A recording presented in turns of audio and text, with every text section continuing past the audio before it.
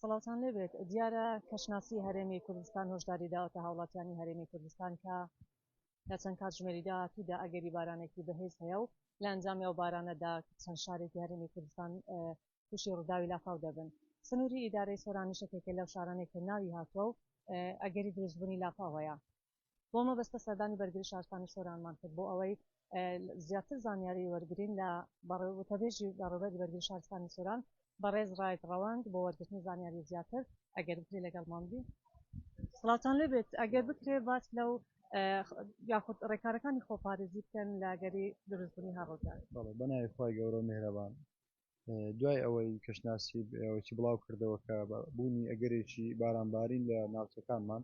لەسەر فەرمانی بەڕێز بەڕێوەبەر تاوی ئەفسەران و کارمەندانەوە بۆ ماوەی 38 کاتژمێر لە حاڵەتی ئامادە باشیدا دەبن بەبێبوونی هیچ مۆڵەتێک و تاوی ئەو پێداویستیانەی کە پێویستن بۆ بەهاناوەچوونی هاوڵاتیان ئامادە کراون تیمەکانمان دابش کراون بە پێی شوێنی جوگرافی 16 بن کەمان هەیە لەگەڵ دوو تیمی مەلەوانی لەگەڵ تیمی ڕزگارکردن و بەهاناوەچوون و چەند تیمێکی پاڵپشتی کە لە بارگای بەڕێوەبەرایەتی لە حاڵەتی ئامادە باشیدا دەبن بۆی هەر حاڵەتێکی نەخوازرا و ڕوویدا بە زووترین کات بتوانین بەهانای هاوڵاتیانەوە بین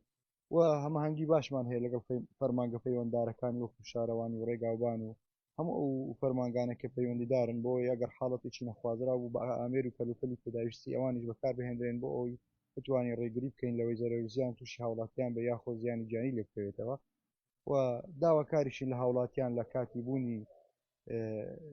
بارانێکی بەخۆر لە ماڵەکانیان بمێنەوە بۆ کارێکی زۆر زەرور و پێویست نەبیتن نێنە دەرەوە تەنانە بە ئۆتۆمبیلەکانیشیان وا باشترە بۆ خۆیان و سەلامەتی گیانیان لە ماڵەوە بمێنەوە و لە هەر حاڵەتێکی نەخوازراویش دەتوانن بە زووترین کات پەیوەندی بە تیمەکانی بەرگری شارستانی بکەن بۆ ئەوی بەهانایانەوە بچن و بتوانن سەر و مار و گیان